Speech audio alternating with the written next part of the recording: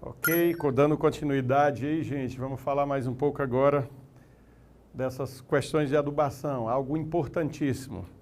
Eu terminei a aula passada, mas vou repetir novamente. Tem muito produtor que confunde, eles chegam a falar, o sorgo causa problemas na soja. O soja plantada após sorgo, a produtividade é reduzida. Então vamos prestar atenção o que pode estar ocorrendo. Será que realmente é alguma questão de aleloquímico? Nós falamos que o sorgo produz a sorgoleone, produz uma molécula que causa libera algum químico, dá alguns controles aí de plantas daninhas, mas essa molécula, a sorgoleone, se você dessecou a planta, você degrada essa molécula. Então vamos prestar atenção se a gente está falando a mesma língua, se a gente está falando de algum efeito alelopático ou se nós estamos falando alguma coisa de adubação, tá?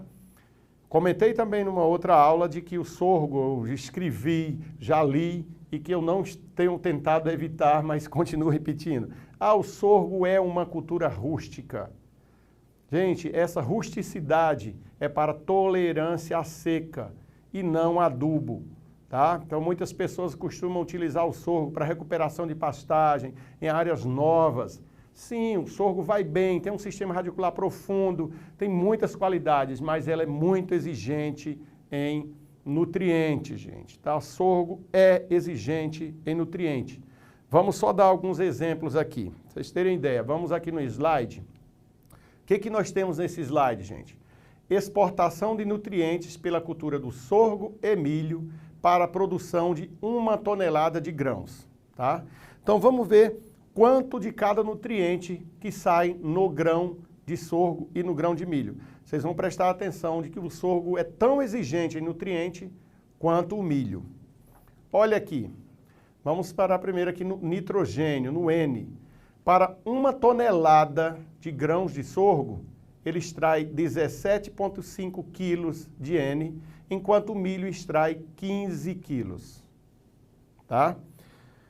Vamos então pensar aí, já de cara, pelo número aqui, a gente já está vendo que o sorgo extrai mais nutriente, então o grão de sorgo por tonelada, ele extrai mais N do que o milho.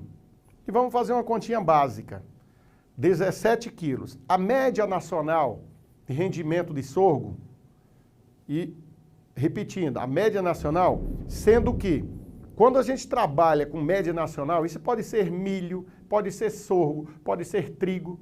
Se o produtor está colhendo a média, pode acreditar que ele basicamente está pagando os custos se tiver, porque o lucro está muito pouco. Ou seja, produtor eficiente, produtor bom, ele tem que estar produzindo sempre acima da média nacional.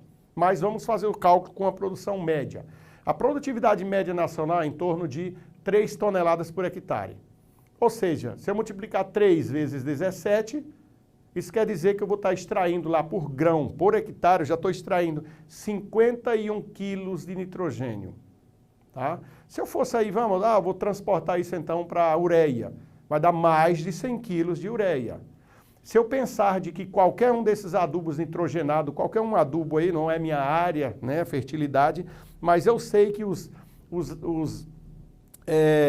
adubos aí, os formulados, ou mesmo uma ureia da vida, o rendimento, ou seja, quanto que ela realmente, a planta absorve, qual que é, ela não chega a 50% da eficiência dela no solo. Ou seja, se você coloca 100 quilos de ureia, você achando que está colocando 45 de ureia, só está rendendo lá em torno dos 25, 20 ou 20 e poucos quilos. Então, tem a eficiência do nutriente, tem quanto que a planta absorve. Ou seja, nós estamos falando aqui, gente, que pelo menos nós temos que colocar acima de 100 quilos de N.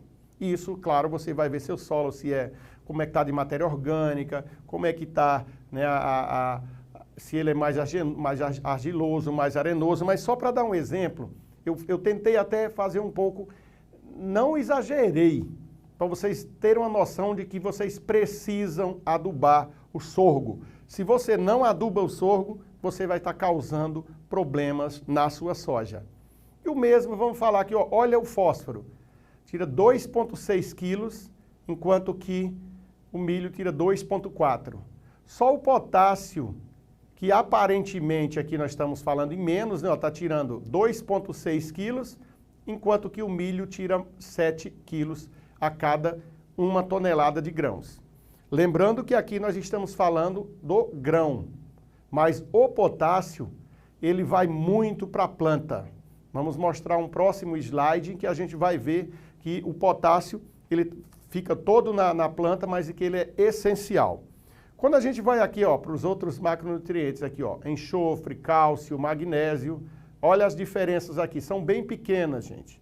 Cálcio talvez um pouco menos, mas já um pouco mais de magnésio e um pouquinho menos do enxofre, mas todo o sorgo, quando a gente compara, é bastante semelhante. Né? Olha, o cobre é mais cobre, mais ferro, mais manganês, um pouco menos de zinco. Resumindo, gente, precisa adubar. Talvez fique mais fácil ver nessas fotos mais embaixo, porque aí está mais comparativo.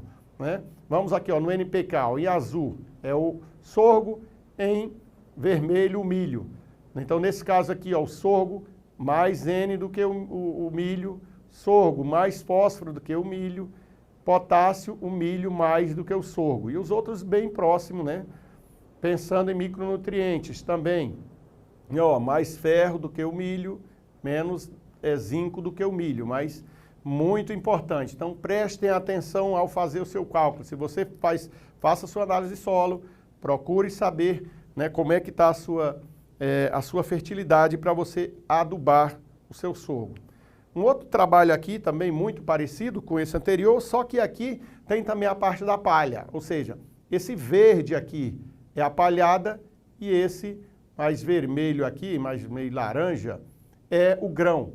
O que nós vemos? Olha, se eu somar aqui o N aqui, ele vai dar em torno de 33 quilos por tonelada, né, de grão. Isso porque conta, né, aquilo que a gente falou de 17 aqui do grão, mais em torno aí de 14, 15 na palhada. Então, vai muito nitrogênio, gente. Depois do N, olha o potássio aqui. Grande parte do potássio, mais de 20 quilos aqui do potássio fica na planta. E por que é importante? Já fui muita lavoura do Centro-Oeste chamado porque o sorgo estava acamando. Por quê? Porque é uma planta que é colhida seca, em julho e agosto vem vento e ela tomba. Grande parte dessa deficiência aqui do potássio, porque o potássio participa da estrutura da célula, né, da estrutura da planta. Então prestem muita atenção nisso. O fósforo já é um pouco menos, né? Mas ainda fica também na palhada. Então só para a gente ter uma noção, a gente prestar atenção, gente. Sorgo é exigente em adubo, tá? Não esqueçam isso. Aqui eu não gosto de fazer essas tabelinhas, mas a gente acaba fazendo para ajudar. Aí muita gente fala, minha fertilidade é baixa, então vamos prestar atenção também nisso, ó.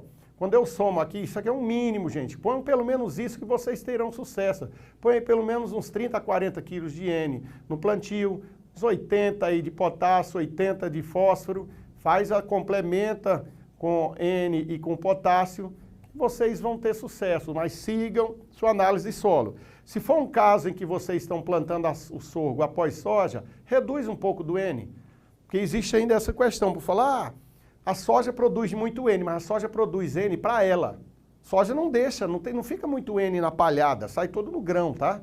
Então prestem atenção nisso. Complementem com zinco, tentem complementar com enxofre também, se a sua adubação, seu solo está fraco de enxofre, tenta colocar um sulfato de amônio na cobertura. Faz isso, não fica só usando os formulados não, porque não tem o sulfato, né? E se possível, né, tenta aí, ó, 30 quilos de enxofre, né, que ajuda bastante nesse caso aí, tá? Então prestem atenção nessa questão de adubação. Né? Aqui tem um trabalho mostrando o efeito de adubação numa condição de estresse. Nós sabemos que a safrinha, ela tem estresse, não tem jeito, principalmente no final. Então foi feito esse trabalho aqui do Coelho, em que ele fez aqui, ó, vejamos aqui duas condições em que ele fez aqui. Ele aplicou 0, 100 e 200 quilos de 4, 30, 16 por hectare. Aqui nesse laranja é sem déficit hídrico e aqui no vermelho com déficit hídrico. olha o que aconteceu. No vermelho aqui, na condição de estresse hídrico, quando não teve adubação, não produziu nada. Tá vendo? Quando foi aqui, ó, aumentou-se a adubação, já produziu alguma coisa, ou seja, a adubação ajuda, mesmo na condição de estresse hídrico, a adubação ajuda muito. Quando é uma condição já com menos estresse hídrico, a adubação já vai um pouco menos, porque o que eu falei, depende um pouco da estrutura do solo, mas o sistema radicular do sorgo ele é muito eficiente. Então, a gente vê que quanto mais estresse, mais funciona a adubação.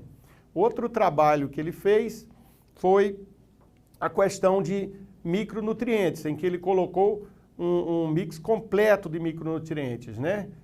Aí depois ele foi tirando aqui, quando estava com todos os micronutrientes, ele chegou a colher aqui 7 toneladas de grãos, né, na área. E aí, olha o que foi acontecendo. Foi tirando o manganês, tirou o boro, tirou o cobre, tirou o zinco, e na hora que ele foi tirando a deficiência, a produtividade foi caindo. Ou seja, os micronutrientes também são eficientes no caso de sorgo, né? Era isso que eu tinha para falar para vocês, a questão da adubação. Obrigado mais uma vez.